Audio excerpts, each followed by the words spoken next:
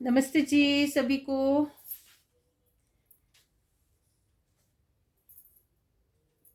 हमने दो ratios,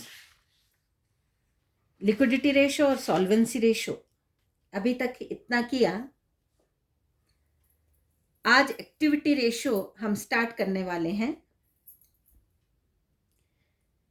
activity ratio यानी कि परफॉर्मेंस रेशो, इसको परफॉर्मेंस रेशो भी बोलते हैं।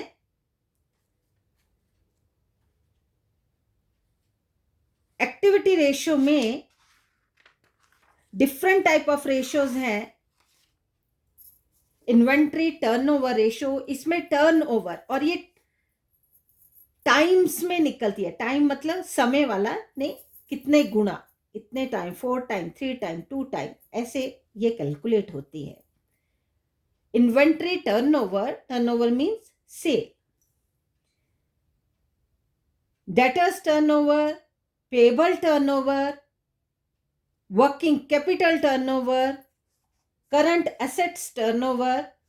एक्टिविटी रेशो, जिसको टर्नओवर रेशो भी बोलते हैं, इसमें उस फर्म की, उस ऑर्गेनाइजेशन की, जो भी बिजनेस ऑर्गेनाइजेशन है, उसकी ऑपरेशनल एफिशिएंसी को हम इसमें देखते हैं कि अच्छी स्थिति है, बुरी स्थिति है, कितने इफेक्टिवली, कितने एफिशिएंटली वो फर्म की मैनेजमेंट वहां के जितने भी रिसोर्सेज होते हैं, उनको, फिजिकल रिसोर्सेज जितने भी होते हैं, उनको कितने अच्छे से उसको उसका बेटर यूज करती है, कितने अच्छे से उनका उपयोग करती है, ताकि, और इस रेशो को निकालते ही अगर हमारी रेशो जो थंब ऑफ रूल है उससे ऊपर नीचे रहती है, अगर नीचे ऊपर रहती है तो अच्छी, बहुत ही हाई रहती है तो बहुत अच्छी नहीं स्थिति, वो मिसयूज हो जाता है। या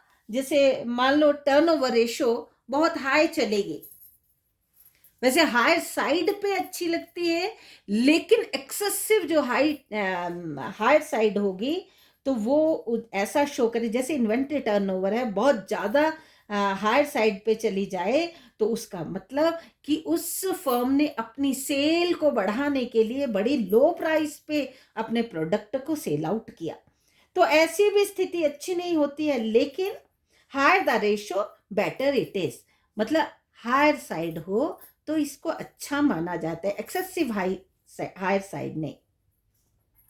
इसलिए इन्वेंट्री टर्नओवर रेशो जब हम अपनी स्टार्ट करेंगे, जिसको स्टॉक टर्नओवर रेशो भी बोलते हैं, इसमें इसका फॉर्मूला जो रहता है, इसका फॉर्मूला है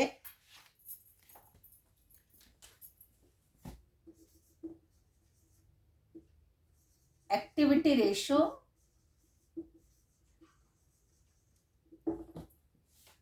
में इन्वेंट्री टर्नओवर रेशो।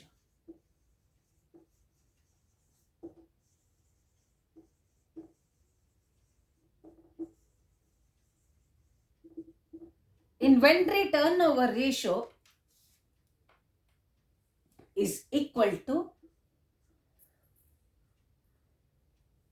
इसमें या तो हम सेल लेते हैं और सेल से भी ज्यादा अच्छा कॉस्ट ऑफ गुड सोल्ड लेते हैं। सेल जो होती है, सेल में हमारा प्रॉफिट इंक्लूडेड रहता है, लेकिन कॉस्ट ऑफ गुड सोल्ड में वो प्योरली कॉस्ट होती है। तो यहां पे हम लेते हैं cost of good sold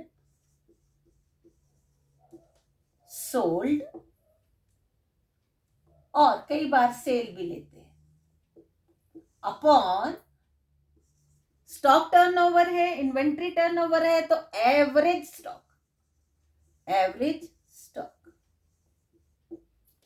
cost of good sold, ये भी हमें पता होना चाहिए ये कैसे कैलकुलेट होता है। Cost of good sold is equal to opening stock plus purchases plus direct expenses minus closing stock.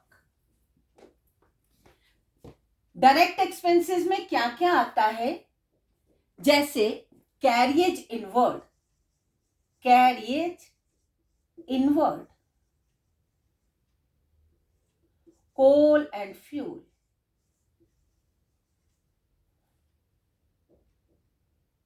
freight,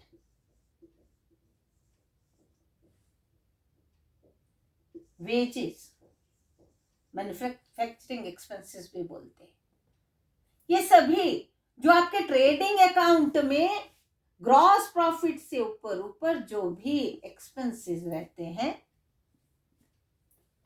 वो डायरेक्ट एक्सपेंसेस, ओपनिंग स्टॉक रहता है, परचेज रहती है, कैरिज इनवर्ड रहता है, कोल एंड फ्यूल, फ्रेट, वेजेस, और इधर cell, closing stock,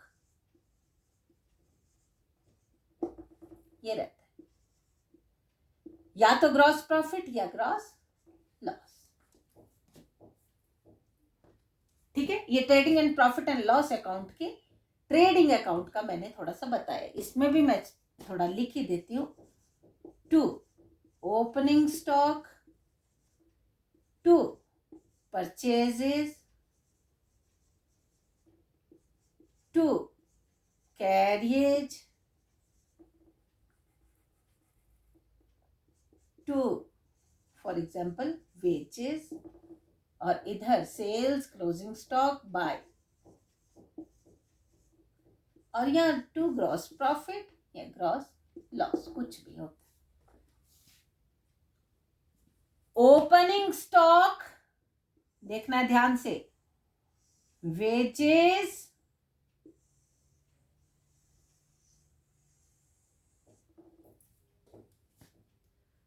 opening stock plus purchase plus carriage inward, मतलब direct expenses plus wages minus closing stock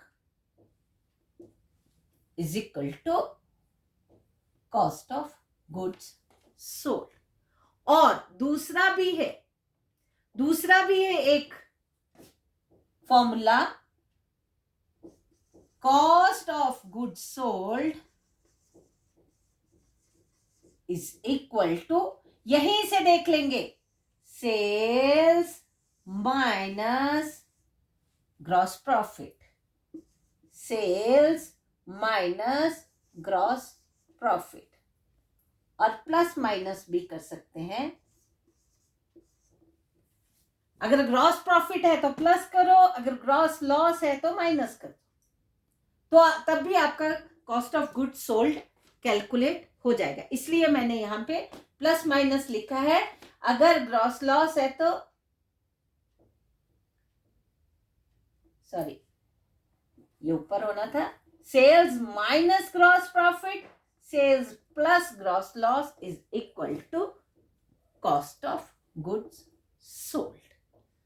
cost of goods sold, sales minus gross profit, sales minus gross profit, opening stock, purchases, carriage inward, wages minus closing stock, opening stock plus purchases plus direct expensive minus closing stock. उसी तरह दूसरा formula है, sales minus gross profit is equal to cost of goods sold, या sales plus gross loss is equal to cost of goods sold.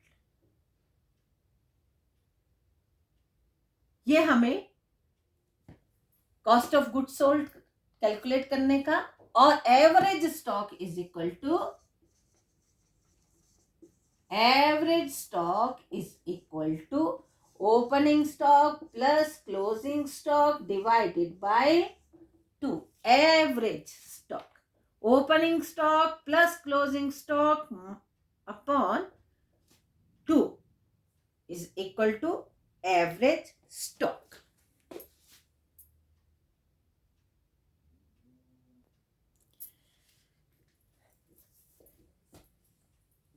Activity ratios में हमने calculation देखे, इसका numerical problem ही exam में आती है।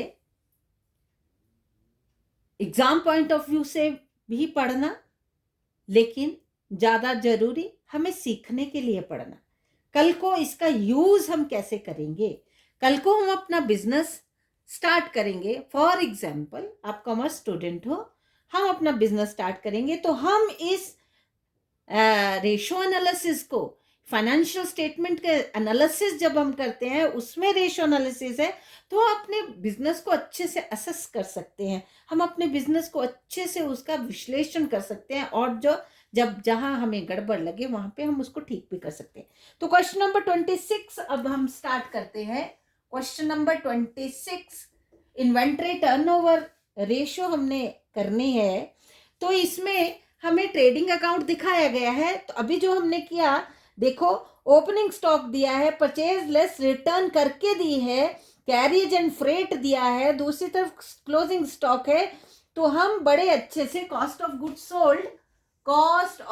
गुड्स सोल्ड कैलकुलेट कर सकते हैं, is equal to opening stock 40,000 plus 1,20,000 plus 10,000 minus 20,000, closing stock 20,000, opening stock purchases carriage and freight minus closing stock is equal to 70,000, 1,70,000 minus 20,000, 1,50,000. Cost of goods sold is equal to 1,50,000. Average stock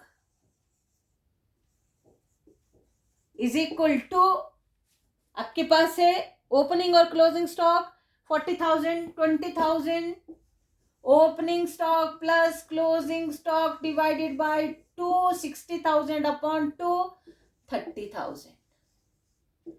Now you can calculate inventory turnover ratio is equal to cost of goods sold upon average stock 1,50,000 upon 30,000 is equal to 5 times inventory turnover ratio 5 time calculate हमने किया। अब आप सोच रहे होंगे कि ये 5 time result तो चलो सॉल्यूशन तो आ गया, लेकिन ये 5 टाइम है क्या, इसको हम स्टडी कैसे करेंगे? तो इन्वेंट्री टर्नओवर रेशियो इंडिकेट्स, ये क्या इंडिकेट कर रहा है? 5 टाइम मीन्स क्या है? Indicates efficient management of inventory because stock are sold more frequently and less investment is required to finance the inventory. ये क्या बताती है? इन्वेंट्री टर्नओवर रेशियो बताती है वेलोसिटी, स्पीड बताती है of conversion of stock into sale. इस stock को सेल में कन्वर्ट करने के का वो एक स्पीड बताती है 5 टाइम, कि हम कितने इसको जल्दी हम उसमें कन्वर्ट कर लेते हैं, सेल में कन्वर्ट कर लेते हैं। और इसके साथ ही एवरेज एज ऑफ इन्वेंट्री एक अलग से भी रहता है। एवरेज एज ऑफ इन्वेंट्री ये बताता है कि कितनी जल्दी, कितने दिनों में हम इस स्टॉक को क्लियर कर देंगे, सेल में कन्वर्ट कर देंगे। तो इसका number of days in a year divided by stock turnover ratio, stock turnover ratio means 365 days upon 5, मतलब 73 डेज में हम इस स्टॉक को मनी में कन्वर्ट कर लेंगे, मतलब सेल में कन्वर्ट कर लेंगे, कैश में या क्रेडिट सेल। तो इतने में हमारा ये स्टॉक क्लियर हो जाएगा। ये क्या बताती है? वेलोसिटी और speed of inventory, speed of conversion of stock into cell.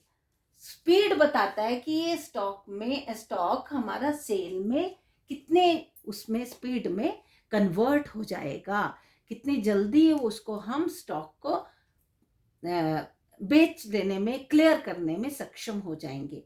तो डेज में निकालना है तो 73 डेज में हम स्टॉक को क्लियर कर देंगे। और नेक्स्ट इसको देखेंगे, क्वेश्चन नंबर 27। क्वेश्चन नंबर 27 भी सेम है, इन्वेंट्री टर्नओवर रेशियो और average age of inventory from the following trading account हमने वो कैलकुलेट करना है। तो ओपनिंग स्टॉक, परचेजिंग, कैरियज और वेजेस, और दूसरी तरफ सेल और क्लोजिंग स्टॉक। हमने question number 27 cost of goods sold is equal to 60,000 opening stock, 2,50,000 purchases, 20,000 or 58,000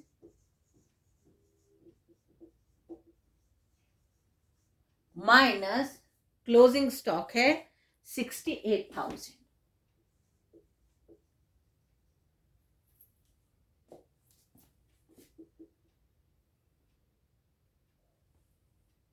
$3,10,000, $3,30,000, $3,88,000 minus 68,000, $3,20,000 cost of goods sold.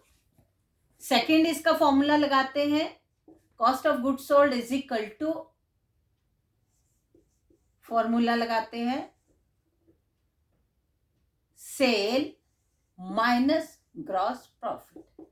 Cell है आपकी, सेल माइनस सेल रिटर्न लिखते हैं, 5 lakh minus 5 lakh minus 1,80,000 is equal to 3,20,000।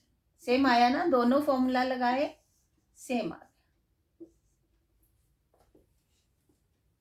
दोनों में से कोई भी लगा सकते हो, जो भी आपके पास फिगर है उसके अकॉर्डिंगली आपने ये लगाना है या ये लगाना है तो हम लगा सकते हैं।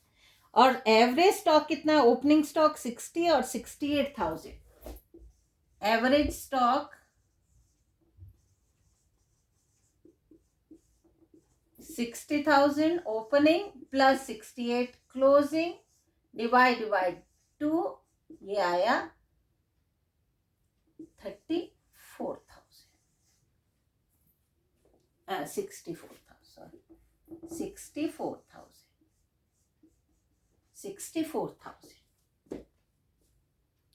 1,28,000 डिवाइडेड बाय 2, 64,000। हमने इन्वेंटरी टर्नओवर रेशियो निकालनी है। Inventory turnover ratio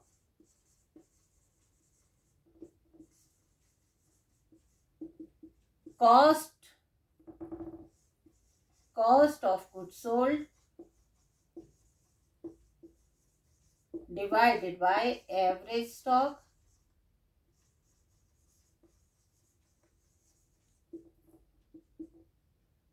$3,20,000 divided by 64,000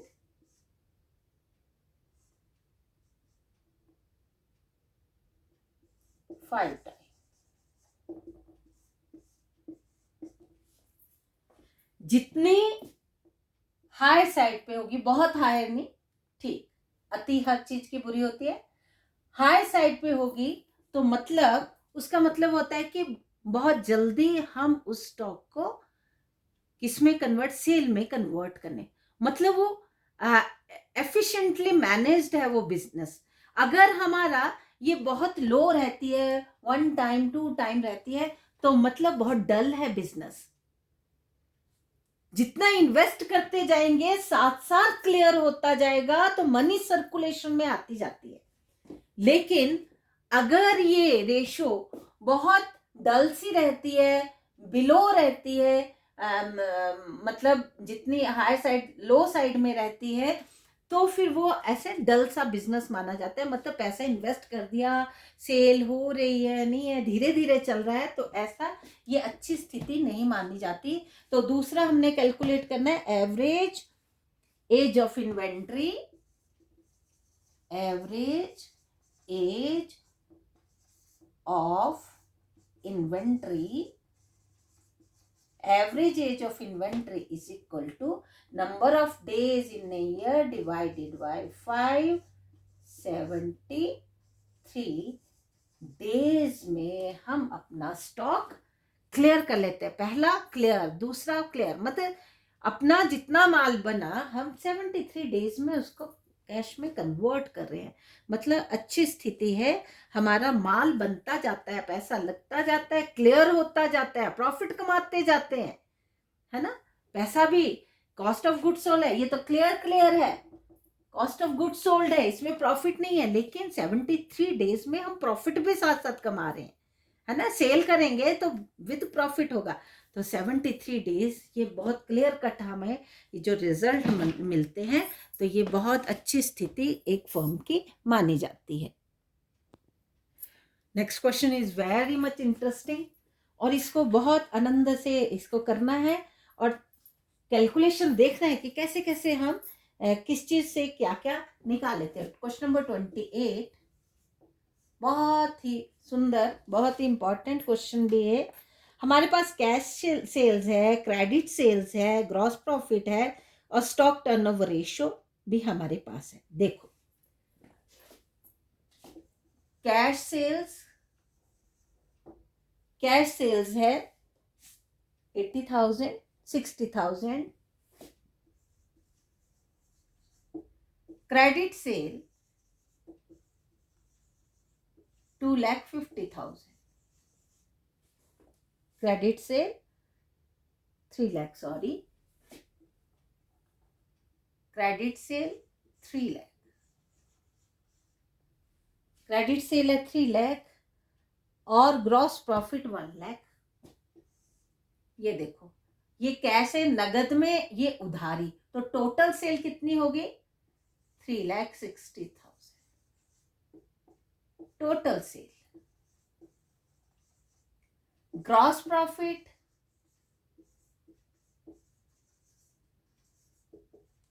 1 lakh. इससे क्या कैलकुलेट हो जाएगा, sale minus gross profit is equal to cost of goods sold.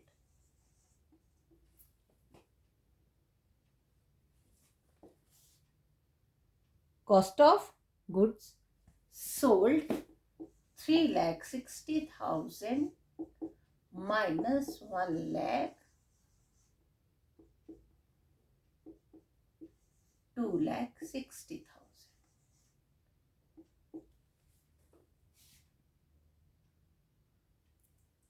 ओहो, मैंने ऊपर भी फिगर गलत लिखी, पता नहीं कहाँ से लिखी, यहाँ भी गलत लिखी।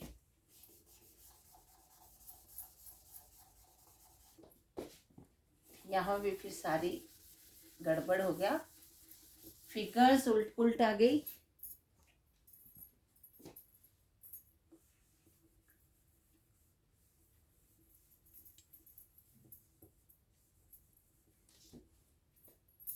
कहाँ से ली मैंने पता नहीं।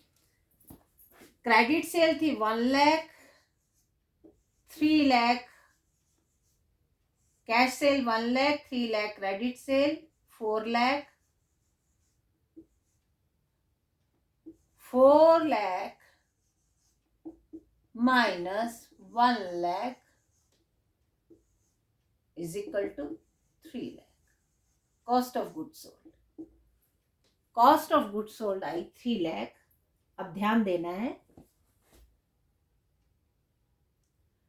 हमारे पास स्टॉक टर्नओवर रेशियो भी दी है। Turnover ratio is equal to cost of goods sold upon average stock. Stock turnover ratio आपको दी है 3, cost of goods sold 3 lakh over average stock. Cross multiply करेंगे, average 3 average stock is equal to 3 lakh, average stock is equal to 1 lakh. 3 lakh upon 3, 1 lakh. Average stock आया 1 lakh. हमें निकालना है 4 cases उसने दिए हैं. फर्स्ट केस में बोलता है, फर्स्ट केस क्या बोलता है, if closing stock was 1 lakh in excess of opening stock, then calculate opening stock and closing stock. उसने बोला अगर ओपनिंग स्टॉक से क्लोजिंग स्टॉक 1 लाख रुपीस ज्यादा हो तो आप, क्योंकि अभी अभी हमारे पास एवरेज स्टॉक आया, हमने हर केस में 4 केसेस हैं, चारों में हमने क्या कैलकुलेट करना है, हमने ओपनिंग स्टॉक, फर्स्ट केस का भी ओपनिंग और क्लोजिंग, सेकंड केस का भी, थर्ड केस का भी, फोर्थ केस का भी, सभी का हमने ओपनिंग और क्लोजिंग वो निकालना है. ओपनिंग एंड क्लोजिंग स्टॉक की वैल्यू हमने कैलकुलेट करनी है. यहां देखेंगे, suppose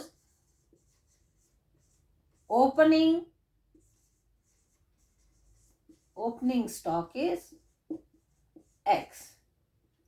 According to first case, closing stock is X plus 1 lakh. ठीक है जी. Average stock is equal to opening stock plus closing stock divided by 2. Average stock 1 lakh into 2, ये मैं इधर ले आई हूं, is equal to 2x plus 1 lakh. ठीक है जी. यहां कितने बन गए, 2 lakh,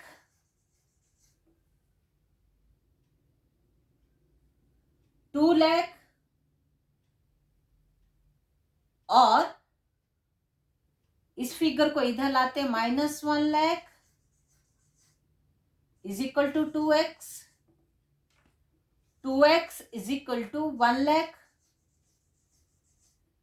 x is 1 lakh upon 2, 50,000. First case में x हमने क्या माना था, opening stock. Then opening stock is 50,000. Then closing stock is x plus 50,000, 1 lakh था, x प्लस 1 lakh. x कितना आया, 50,000 प्लस 1 lakh, 1,50,000.